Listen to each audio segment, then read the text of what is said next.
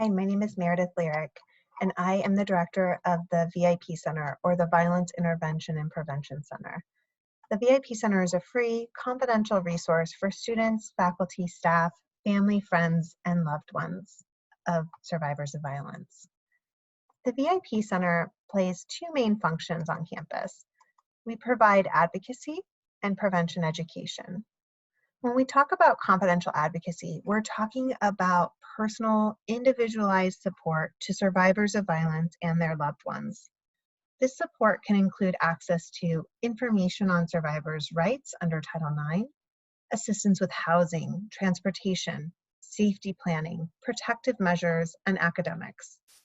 It also includes referrals to counseling and medical services, as well as accompaniment to the hospital and through forensic nurse exams. Lastly, we provide assistance with all aspects of the criminal justice system and protection orders. So it really is this comprehensive one-on-one support after an incident of violence. We also provide comprehensive prevention, education, and programming throughout the school year on various different types of interpersonal violence, including sexual assault, sexual harassment, dating and domestic violence, stalking, consent, healthy relationships, and bystander intervention. And we'll touch on a couple of those today. We've chosen Green Dot as our bystander intervention program here on campus because it is the only program that's evidence-based and research-backed that been shown to reduce rates of violence from 20 to 35%, depending on the fidelity of implementation. And the fidelity of implementation really depends on our students knowing what to do when they see a concerning situation and having tools in their toolbox to know how to act in those instances.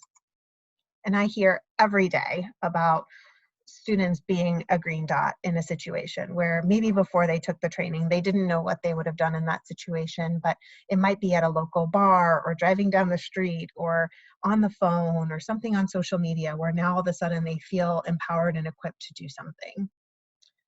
I next want to talk a little bit about supporting your Blue Jay. I want to encourage each of you to have a conversation with your student before they start college. Let them know that you respect the young adult they are growing into, that you affirm their ability to make ethical, respectful decisions, and that you acknowledge that they are going to have experiences and make choices that might not be the experiences or choices that you would choose for them. It's important that you let them know that you are always there for them as a safe place of support you can help process those experiences and emotions without judgment, but a foundation of love. And I say this because so many of our students feel isolated due to the fear that they're going to disappoint you.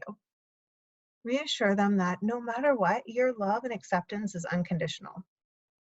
Having a solid support system is a protective factor. While it might not keep something from happening, they will have the support and resiliency they need to heal. It's also great to know about the resources that are available at Creighton so that you can help your student access additional support and resources if they need it or if they need to help a friend who's in a concerning situation. On campus, we have two places that are confidential: the VIP Center and Student Counseling Services. Another great resource to know about is the Office of Equity and Inclusion, which houses our Title IX coordinator and oversees the university's harassment, discrimination, sexual and relationship misconduct policy. So all three of these are great resources on campus to know about. So we move into our presentation a little bit. I would like to start by talking about healthy relationships. This resource on the screen is given to us by the One Love Foundation, and it articulates 10 signs of a healthy relationship in any type of relationship, romantic, friendships, or family. So let's go through a little bit more. That a relationship should be founded on respect, equality, and independence. That it should have compassion, trust, and loyalty. That people should be honest, they should be able to communicate, and they should take responsibility for their own actions. And that relationship should take a comfortable pace. So let me say a little bit more about three of these things that I hear often from my clients that they appreciate or that they desire in their relationships. And first would be equality. Equality means that both people have equal rights within the relationship. That no one person's thoughts, feelings, preferences, ideals, or emotions are more important or always take priority over the other person. Sure, there'll be times when we choose to prioritize our partner and their needs, but ultimately it's about mutuality, shared compassion and respect, and understanding in the relationship. Next is communication. So important. We want to encourage our students to be in relationships where they can speak freely, openly, and honestly about their emotions and their life and have trust in those partners that they are engaging with, whether that's in friendship or relationship. This should include being able to engage in healthy conflict, which includes respectfully discussing issues and confronting disagreements non-judgmentally and in a safe space, in a safe way. Next is respect. As a member of the Creighton community, we value the fundamental human dignity of each person. Relationships founded on respect uphold and celebrate that inherent dignity, the inherent dignity of our partners and of ourselves. This includes making room for and caring about each other's culture, upbringing, beliefs, ideas, fears, and passions. While these are really important signs of a healthy relationship, we like to talk about consent as the heart of a healthy relationship. Why does consent matter? Consent is an ethical stance of seeing the full humanity of the other person.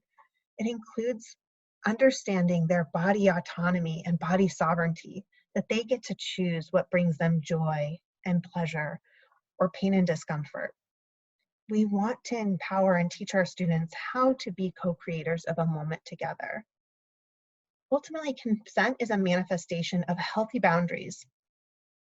Boundary setting is a skill that we all need to practice and encourage others to practice by giving them the space and asking them questions where they can tell us what their boundaries are and trust us that we are going to hear them, we're going to listen, and that ultimately we are going to respect their boundaries. And we do this because we want to encourage a world where people are clear about expectations so that we can manifest more freedom and honesty in our relationships. And we set boundaries about a variety of different things. We're setting boundaries constantly about our bodies, our emotions, our work, our time, our space, our energy, how we communicate, and what we're doing on technology, whether that's on text or Zoom or FaceTime or Instagram, Twitter, Snapchat, TikTok, Find My Friends. We're constantly negotiating our boundaries. For instance, maybe you want to share your location, but your friend doesn't feel comfortable sharing their location. We should never be guilting or shaming someone about the boundary they set, even if it's different than our own. Always recognize that one boundary isn't right, but it is always right to respect the boundary of the other person. So let's continue to check in and see what the other person is comfortable with. On the screen, you'll see the consent definition here at Creighton University. I'm going to read it and we're going to talk a little bit more about it so that you know what it is. Consent is affirmative by definition. It is an explicitly communicated mutual agreement in which all parties make an informed, voluntary, and active decision to engage in a specific sexual activity. It is the responsibility of any person wishing to engage in sexual activity with another person to determine the capacity of that potential sexual partner to provide consent. Consent is always the presence of a yes, and it's never the absence of a no. So let's talk a little bit more about this. Let's explore some of those blue words. Explicitly communicated means that consent must be given verbally or non-verbally, and that it should be enthusiastic, that somebody should be excited about what's going on. It also means that consent cannot be inferred by the absence of a no, and it may not be inferred by silence, passivity, lack of resistance, or lack of an active response, such as freezing or being unable to physically move or communicate. So when we talk about biological responses to trauma or being in fear, we talk about fight, flight, or freeze. And so this part of our definition is really getting to that if somebody seems like they are checked out, that they're being silent, passive, that it seems like, they're not an active, verbal, enthusiastic participant, it's really important that everything stops and that we check in verbally and get we get a verbal consent to move forward or to stop, to kind of really hear what's going on for the other person. Next is informed. Informed means that all individuals understand and are aware of the who, what, where, when, why, and how, which is really just, that's the same partner, same acts, same location, same time, under the same conditions, in the same way. We really want there to be a mutual agreement about what's going on, that it must be voluntary. Consent must be voluntary, which means it must be freely given. It cannot be the result of force, threats, intimidation, coercion, or fraud. And when we're talking about coercion, we're talking about sustained and undue pressure, where somebody is continuing to pressure beyond the other person's original verbal or nonverbal no. A really important concept. The next thing is active, that consent must be present and ongoing, that consent to one act is not consent to another. It must be specific. So consent to one activity is not consent to another. A hug is not a kiss doesn't mean touching doesn't mean sex. That there must be consent that is given verbally or non-verbally throughout the entire process if things are changing or escalating. Also, consent must be specific to that time. Previous consent does not imply consent today. So we've always got to check in today with what's going on. And then really important to know, consent can always be revoked. Somebody might want to start an activity. They might have said yes, and then halfway through, they might be like, no, I want to stop, or this doesn't feel good.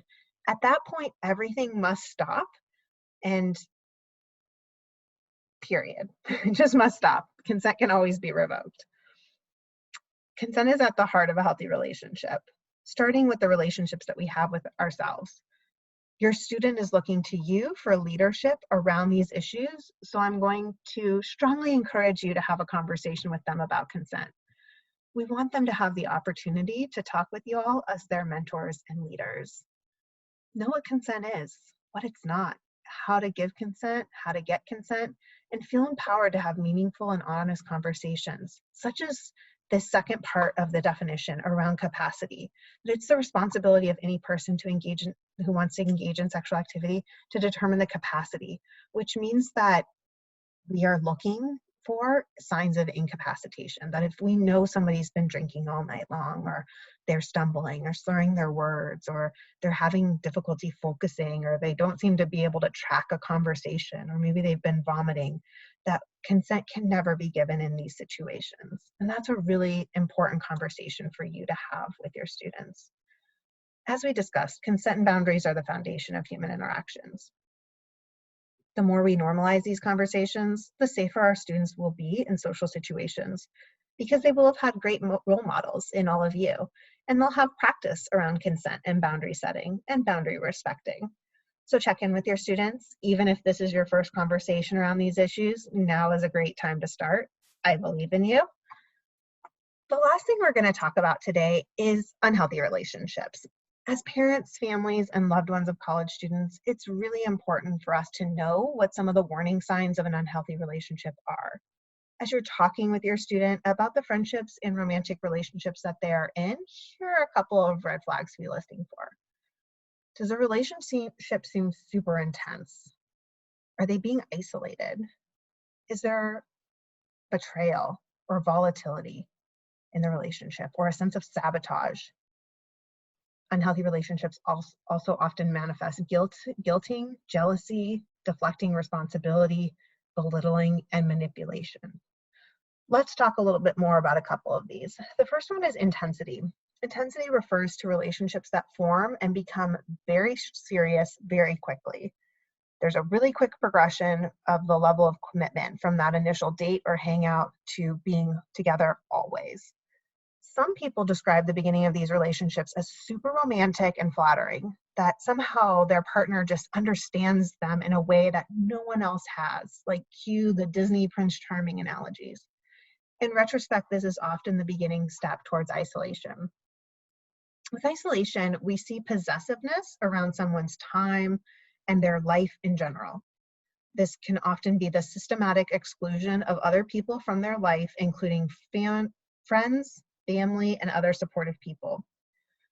Now, there may be a natural gradual progression of independence as your student goes away to college, and that's not what we're talking about. But if you do hear things like, I can't talk with you because I'm with my partner, or my partner wants to be on the phone with you too, and then it never seems like you can talk to your student without the presence of their partner, Or maybe it's the lack of participation in family events, or being unable to hang out with friends or go to study groups or join new clubs or orgs that you know they were super excited about before they went to college.